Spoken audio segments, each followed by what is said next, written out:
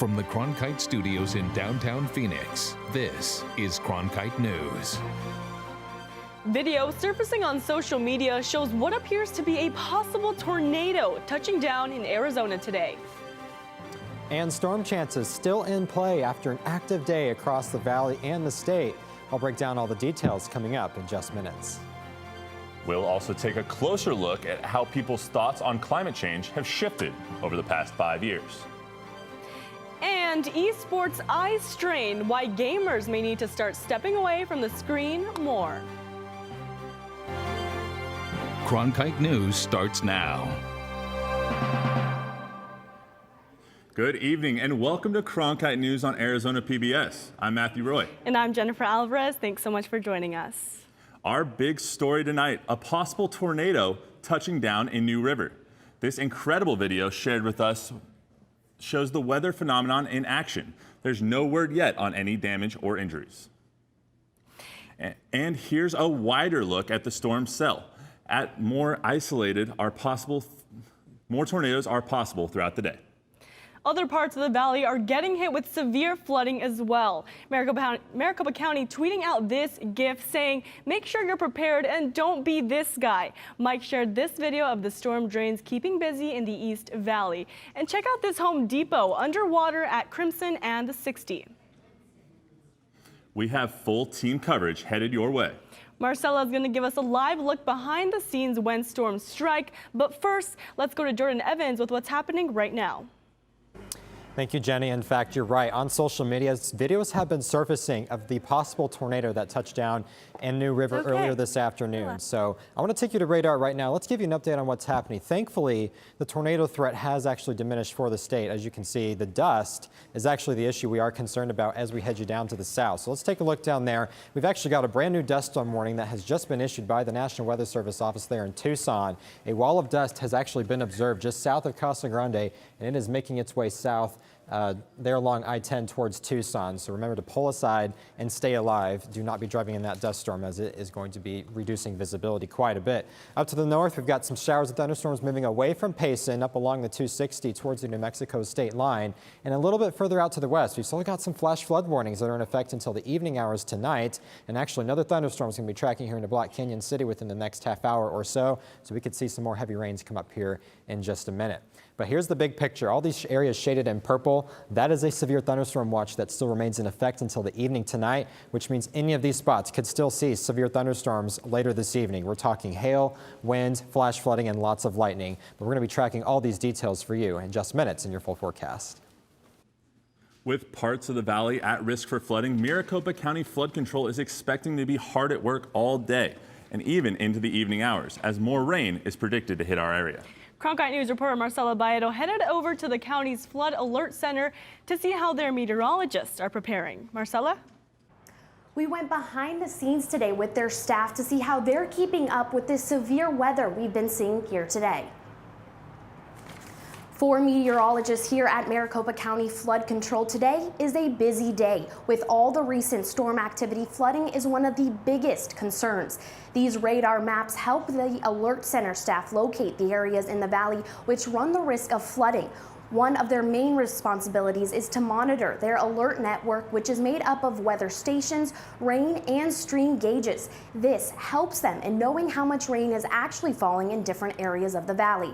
There are over 400 of these gauges and stations spread across the entire county, all providing life-saving data, informing meteorologists like Daniel Hens where flooding may occur.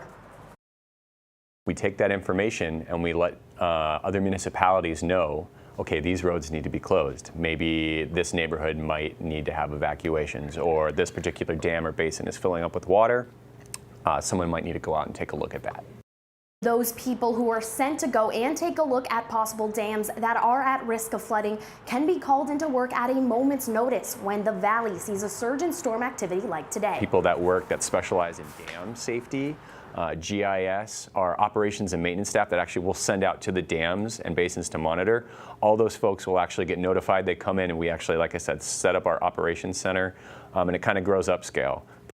Hens did also mention that if they continue to see the amount of rain pouring into the valley that we saw this morning, they will need additional staff in order to keep up with the workload. Live in downtown Phoenix, Marcel Baedo, Cronkite News.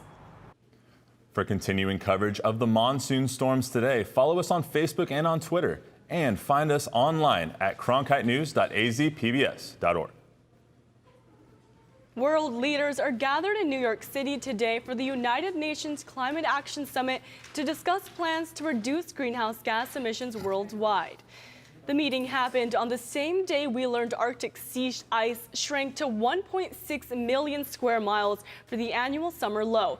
It's the second lowest mark on record. Meanwhile, at the UN Climate Summit, China criticized the U.S. for pulling out of the 2015 agreement, and Russia announced it had ratified the pact, which it had signed already.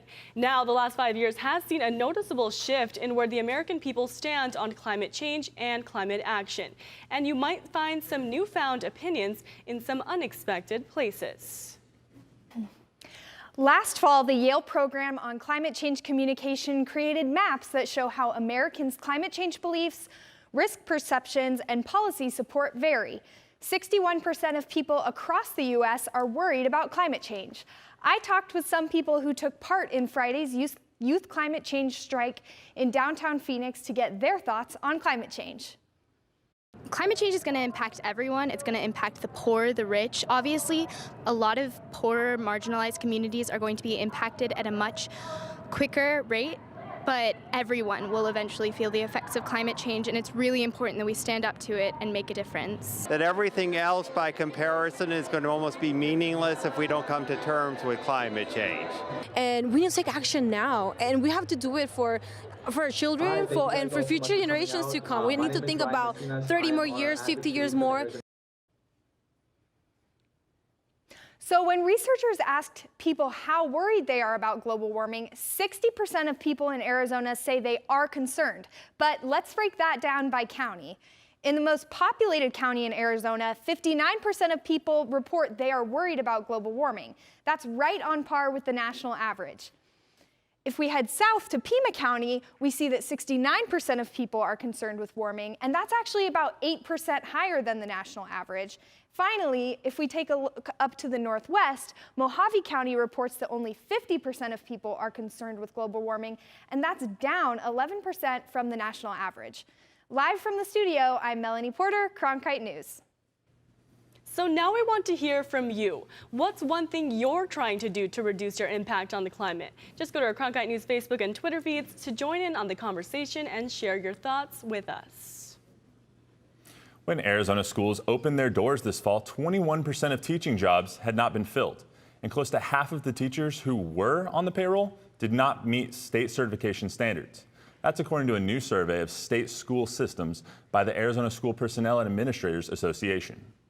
As shocking as those numbers are, they're actually an improvement over last year. The report comes just 18 months after massive teacher walkouts under the Red for Ed movement. Those sparked increases in the teacher pay and plan to forgive college debt for education students who stay in the state to teach. In response to the report, State School Superintendent Kathy Hoffman said that while there have been modest improvements, much more needs to be done to attract and retain qualified teachers. A high school football coach allegedly did the unthinkable, sharing information that would hurt his team and help opponents. As Cronkite News reporter Anthony Totri reports, it's a choice that could have long-lasting impact on the players well after they play their last football game. I just feel like you robbed not only my son, but everybody else's son. Davy Jacobs is talking about former Mountain Point assistant football coach Justin Hager, who once coached her son and allegedly sent emails containing strategic information to opposing schools. An Arizona State professor, Eric Legg, whose research focuses on the impact of coaching on youth development, says the consequences of Hager's actions go well beyond the football field. Now you've sent this message that you can't trust adults. So I think it's going to hamper those athletes' interactions with future adults. And then the other one is you've sent a message that this type of behavior is okay. With that said, it's not just Mountain Point athletes affected. Legg also believes it's important to hold accountable those who receive the information and didn't report it. We need to be clear that no, that's not okay either, and we need to take a stand against it. We don't receive information, even if we had nothing to do with it. We don't receive information in an unfair way. At Friday's game, Mountain Point's first since the allegations surfaced, the focus was on trying to return to normalcy. The seniors have really stepped up to try to focus and make an emphasis on, this says we can't do anything about the past, we got to move forward. Mountain Point's parents typically put on meals for the players, but last week they took it a step further with inspirational messages, goodie bags, and a nacho bar in an effort to help the kids get past the issue. I was really amazed by not just the effort that the parents put into it and how positive the energy was around it, but you could tell the players were really soaking it up. Yeah, they were really feeling it. As the storm settles and the Mountain Point program aims to get the taste of an odd and unfortunate situation out of its mouth, the team hopes its return to the field is a step in the right direction. In Chandler, Anthony Totri, Cronkite News. Coming up next on Cronkite News, the push to bring technology to tribal areas and empower people on native lands. And the best times to book your holiday flights revealed right after the break.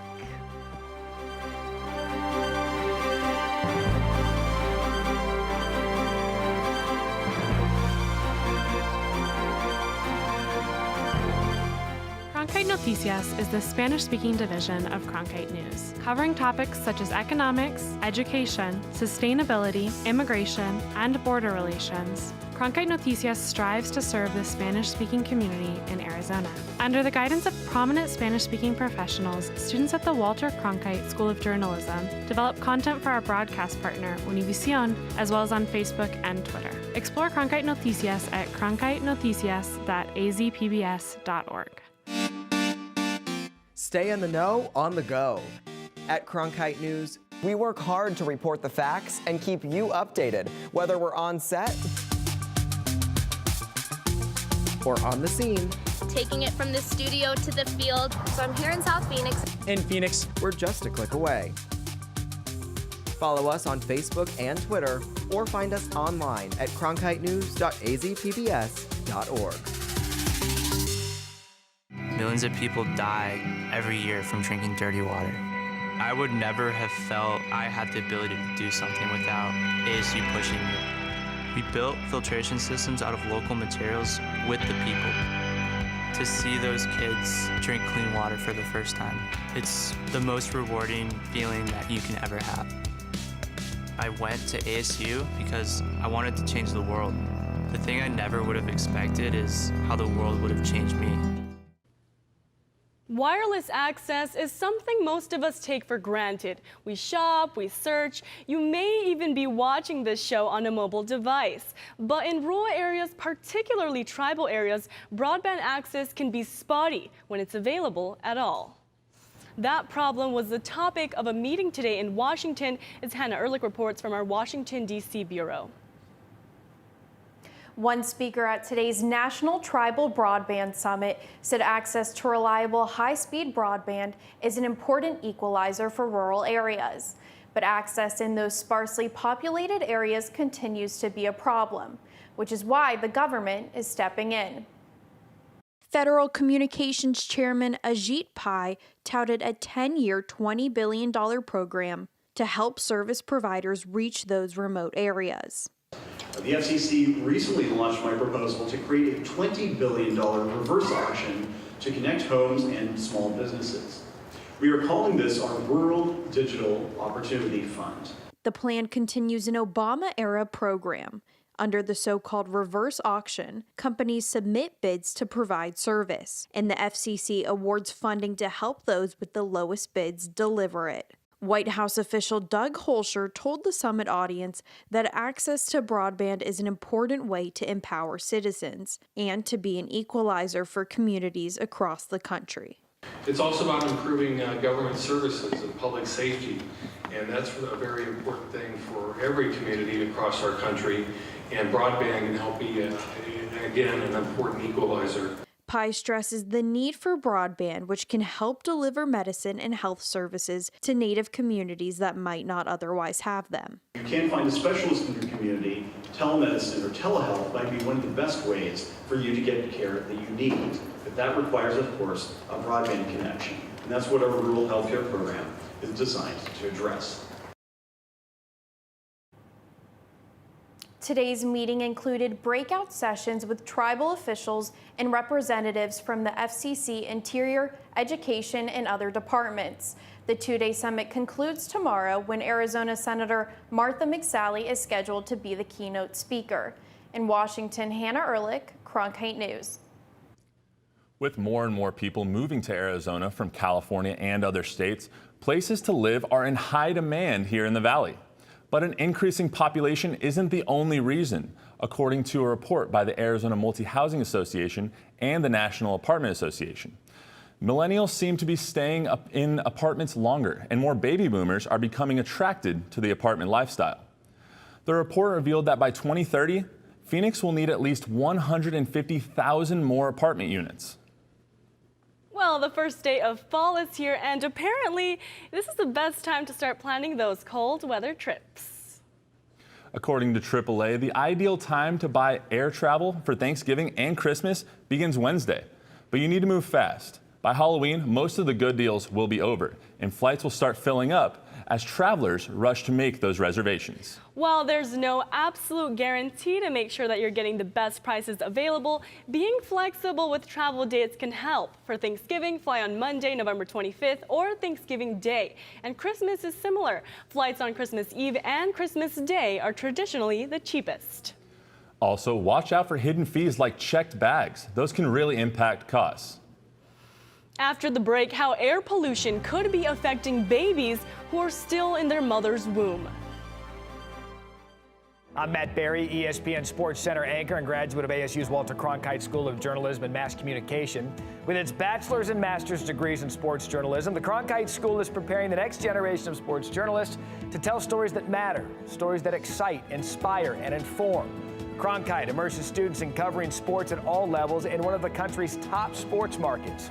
It's this hands-on experience under the guidance of award-winning sports media veterans that shape the top journalists of tomorrow.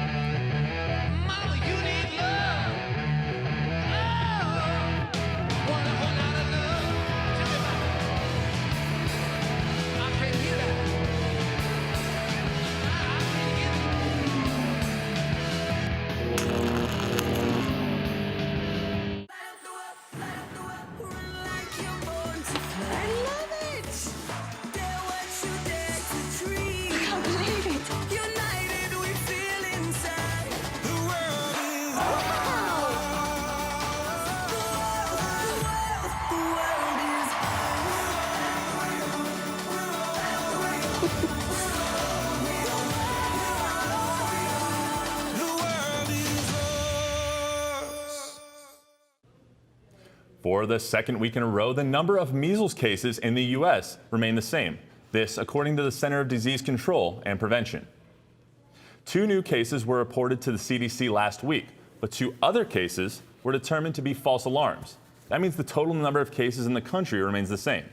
So far this year, 1,241 cases have been confirmed in 31 states. The majority of those were among people who were not vaccinated. New tonight, air pollution may be able to breach a pregnant woman's placenta and enter her womb, directly reaching the fetus. That's according to a study published by the scientific journal Nature Communications. Researchers found when pregnant women breathe in black carbon pollution, harmful particles can make their way from the lungs to the placenta and could potentially affect the vulnerable fetus upon birth. Black carbon pollution comes from fossil fuels, which can come from cars or power plants. The study also suggests the more black carbon the women were exposed to during pregnancy, the more the pollutant was found in the placenta. And researchers say this proves that placentas aren't impenetrable barriers. Well, Jordan, it seems like Phoenix has been an impenetrable barrier to rain. So what's been going on today? Well, actually, today has been the opposite of that. In fact, downtown Phoenix, we've actually managed to pick up about 0.07 inches so far. That's officially what Sky Harbor is saying. But to the north of that, I mean, we're talking crazy amounts of rain, as we saw in the East Valley earlier. Lots of flash flooding out there. But let's take you to it right now. In fact, here's Casa Grande. They actually had a wall of dust just move through there about an hour ago, and things have quieted down there for now, but we could still see more storm chances down to the south near Casa Grande. But let's talk about temperatures here for a minute. How about this? This is what rain does to our temperatures. We're talking about much cooler than where we should be this time of year. In fact, look at the high country. 47 in Flagstaff. Normally it should be in the 60s this time of year. 50s for Sedona and Payson. In the valley, we have actually managed to climb up into the 80s. But if we don't crack 90 today, this will be our first day of maxing out only below 90 degrees since May 28th. So pretty interesting there. If you stepped outside today and you felt this humidity, you were not wrong. In fact, all these green shadings here, that is the oppressive humidity. In fact, we saw these numbers in the 70s earlier this morning, which is about readings what we would see coming out of South Florida. So pretty interesting to see that. We are tracking some activity still. Again, there's that dust storm that I talked about earlier. It is still making its way down to the south towards Tucson, and it is impacting portions of I-10. So remember that if you were traveling down there. Another cluster just to the west of that, and we've got some more rain showers to track for you along I-40 up towards Windlow and Holbrook. Not a lot of those are severe, but are still dropping some heavy amounts of rain. To the west of the valley, we've got another storm complex. This is the next area we're going to be watching over the next several hours to bring our next round of storm chances here in the valley. And I'm actually going to bring this up for you. This is actually really interesting. We are seeing a little bit of rotation begin to happen in this storm. This is just to the west of the Palo Verde nuclear plant, and this is tracking towards the north towards I-10. So if you look up into the sky and you see a little bit of swirling in the clouds, well, you're not wrong. We're actually picking some of that up on Doppler radar, hoping that does not touch down, because then we would have another tornado warning to talk about for today. A little bit further to the north along the Colorado River Valley, we've got a severe thunderstorm warning out there until about 5 o'clock tonight, just south of Bullhead City, and a flash flood warning continuing for that place as well. So a lot of areas to track for you across the state. All these areas shaded in purple are expected to see severe weather later tonight. We can take you through Futurecast and show it to you, because the Storm Prediction Center is going to keep us under that slight risk for the rest of the day. In fact, our next round here in the valley, I think it will come through here within the next hour, even closer to midnight as well. And then it will clear out as we get through the overnight hours and still be impacting parts of Tucson for the morning. So as we talk temperatures for tomorrow, you know, a little bit cooler down to the south with 70s down there in Tucson and Phoenix as well. We are going to see those 80s out to the west up and down that Colorado River Valley, or 90s, I should say. But how about this? We're talking 60s and 70s up in the high country too. And for the 7-day forecast, you know, we're going to keep those rain chances with us all the way into Wednesday, Thursday, and Friday. How about that? Sunshine. You know, Matthew, we're finally drawing things out as we get into next week and into the weekend. So, you know, as long as we get through the next couple of days here, I think we're going to have our pool weather back here in the Valley of the Sun. I'm looking forward to breaking out the hoodies, so I hope so. Cool. Up next, the rising trend in video gaming injuries. Why it may be time to walk away from the screen and give your eyes a break. All of its children had come to the Mother Church of Country Music. It was almost like a badge of honor that you had to bring your culture with you to the table. That's why Bob Wills and his guys brought us Western music. That's why Hank Williams brought the South with him from Honky Tonks. Johnny Cash brought the Black Lamb Dirt of Arkansas. Bill Monroe brought music out of Kentucky bluegrass music. Willie Nelson brought his poetry from Texas. Patsy Cline brought her heartache from Virginia. I mean, it was the most wonderful parade of sons and daughters of America that brought their hearts and their souls and their experiences, and it gave us a great era in country music.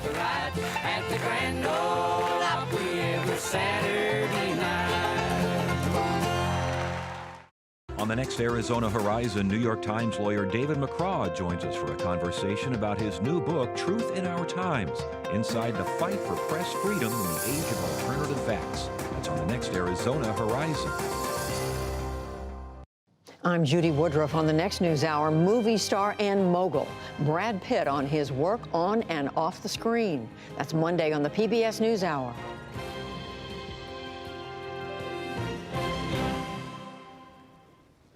The world of esports is one of many opportunities. opportunities to compete, to hang out with your friends, and possibly win some money.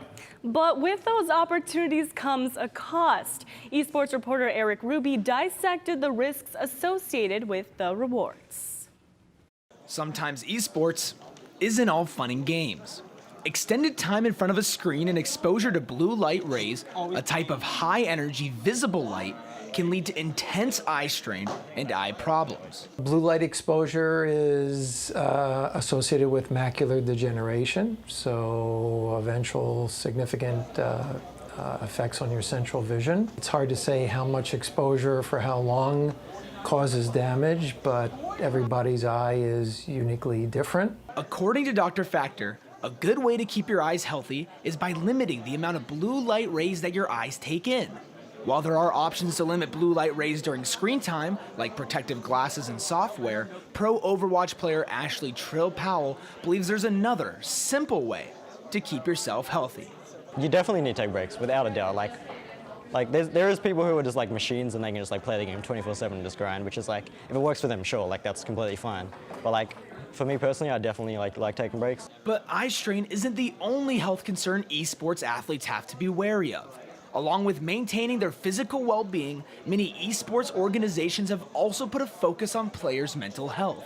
ASU's CSGO captain Tyler Vore is planning on emphasizing maintaining a healthy mind state to his team this year. It's just so important to be open with your family and your doctors about how you're feeling. Everyone talks about how esports is, oh, you're not an athlete, but there's so much mental strain when you're putting anywhere from 12 to 16 hours a day in front of a computer on a game. It's not just, playing a game for fun. You're really working and putting in the time, and that can have a big effect on just your emotions and how you're feeling. And so I just think it's really important that we at least talk about it. The esports world continues to evolve, and the effort to educate and protect its members will evolve right along with it. In Phoenix, Eric Ruby, Cronkite News.